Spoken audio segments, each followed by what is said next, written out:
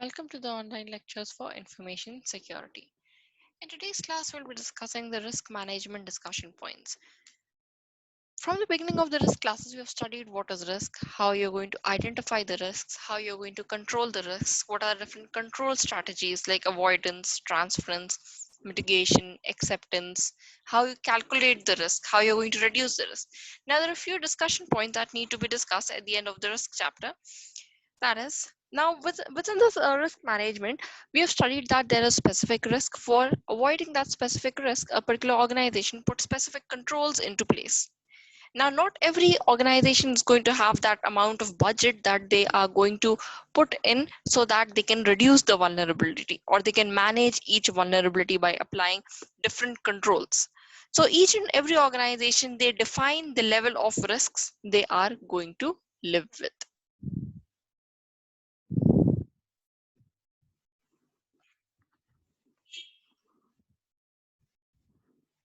Coming on to the first term, that is risk appetite.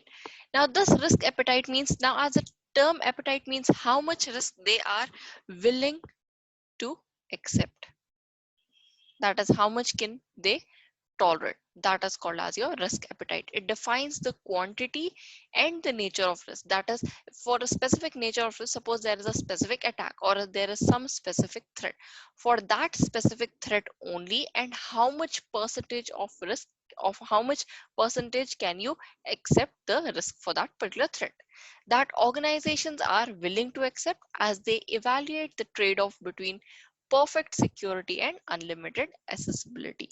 Now, this means that whenever you're putting controls into place, it's not possible that you are going to have perfect security, that nothing is going to happen. There is nothing like perfect security. You're going to have some or the other loophole. You are going to keep on updating it, right? Keeping on updating it, you can get some level of perfect security.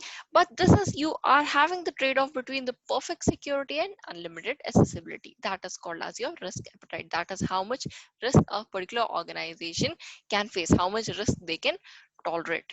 That is called as your risk appetite.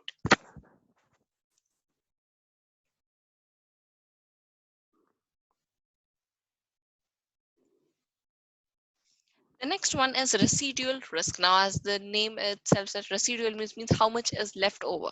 Now, even when vulnerabilities have been controlled, that is, you're putting controls in place so that you can reduce the impact of a risk or you can completely remove that particular threat. So even when vulnerabilities have been controlled, how they are controlled? By implementing specific policies or putting controls into place. As much as possible, there is often still some risk that have not been completely removed, shifted, or planned for. This remainder is called as your residual risk. That is, even after putting multiple controls, you've got multiple controls in place. Even after that multiple controls, some of the things are still left behind that they need to be still there is still chance for putting in some controls. That is called as your residual risk. Now, the goal of information security is not to bring the residual risk to zero, but it is that you are going to identify that what is an organization's comfort zone, how much they can tolerate, how much they can bear, how much they can live with.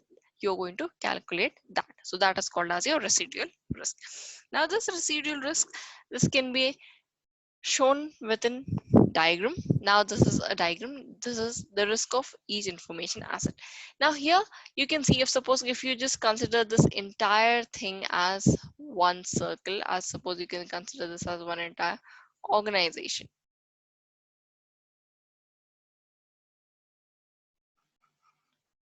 Now the first one is the amount of vulnerability reduced by a safeguard. That is, you have implemented a specific safeguard. That is, implemented safeguard is your control. You have implemented a particular application or some security feature you have implemented. By that, you have completely reduced this first level of risk. This is completely removed from this entire circle. This first part is being reduced.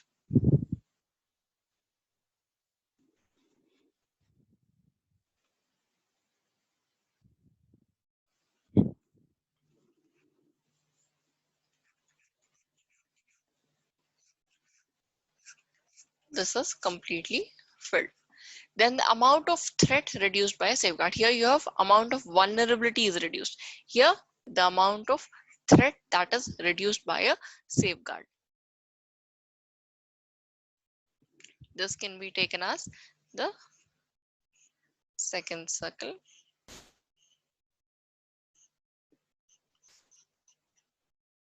This much is being reduced.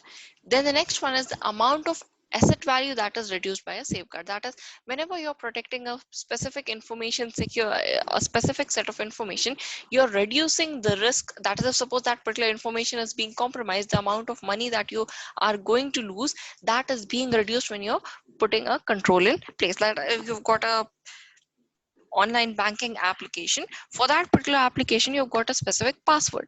As there is a password, you're safeguarding your assets, you're safeguarding your money. No one can make any transactions until they have the pin with them. So they have put into place, you see here, there are three things are reduced here. The amount of vulnerability is reduced, the amount of threat is being reduced, and the amount of asset value is reduced by a safeguard. Now apart from that, this part, this leftover part here at the end, this black side, this is still not being protected. This is called as your residual risk. Residual risk is the risk that has not been covered by any of the safeguard. You have put in 3 safeguards in place, but still there is this specific area that does not have any control, that is not being protected. So this is called as your residual risk.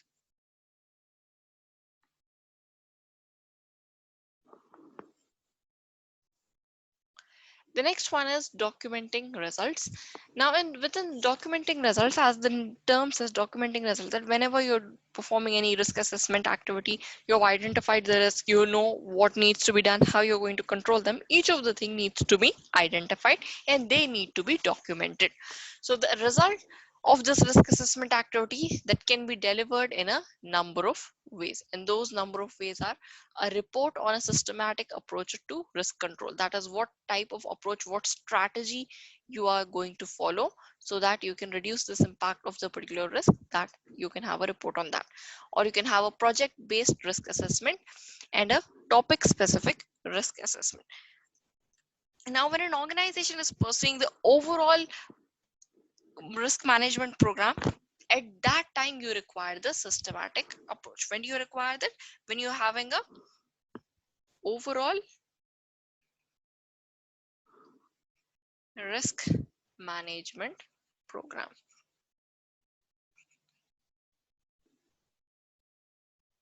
At that time you go for the first one. Then the second one is a project-based risk assessment. Now for a project-based risk assessment, this is another option when you're going to document all the outcomes of the control strategy for each and every asset. For each information asset, you're going to document all the control strategies that you're going to put in place. That is whatever your plan is.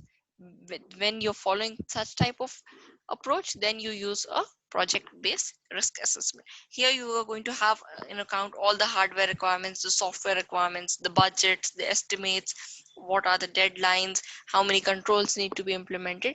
Each of the things are going to be present within this project-based risk assessment. Then the third one is the topic specific risk assessment. Now within this topic specific risk assessment,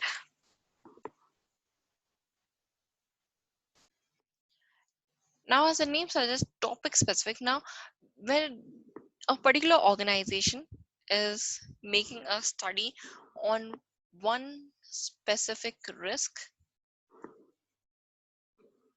now this risk is specific to this particular organization. So at that time you focus upon this topic specific risk assessment. So these are the 3 types of documentations that can be used for documenting the risk assessment for a particular organization. 3 types of approaches are used based upon the requirement of an organization. They pick the best suitable strategy for documenting the results. The next one is the next topic is recommended risk control practices.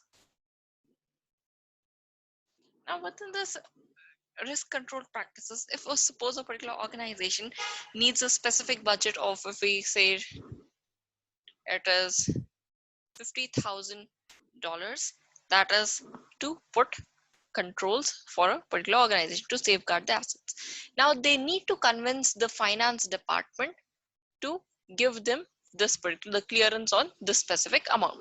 Now when they have the clearance of this specific amount, now this specific finance department, they are not going to willingly give you this entire amount. They are going to plan and go for several cuts so that they can reduce the amount. Now if suppose this specific amount, that is $50,000, this $50,000 you are using it to implement a firewall on the internet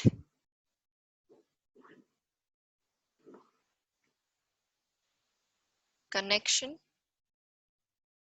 infrastructure, so that you are safeguarded from some specific threat. Suppose there is a specific threat as threat A. Now when you put the specific firewall, you are putting this in place so that you can protect your entire organization from the specific threat A, from a specific set of hackers. But when you're implementing this internet connection infrastructure, it is also going to protect you from all other attacks and threats. That is, whenever you're implementing a specific control, it is not only going to safeguard you from one specific threat, but it is going to safeguard you from multiple other threats. Now, if suppose there's a specific threat A and the hacker is trying to hack the information by making the changes by using the port scanning attack technique. So you just want to try and avoid this port scanning attack, but you're also getting this additional support or additional security from all the other types of attacks and threats. If you remember, you've studied multiple attacks and threats, so you're going to get protection. You're putting control for one specific attack, but you're getting security for all the multiple attacks and threat. Now whenever you're putting each and every whenever you're implementing a specific control, you are also reducing the loss expectancy. The annualized loss expectancy is also reduced whenever you're implementing a specific control.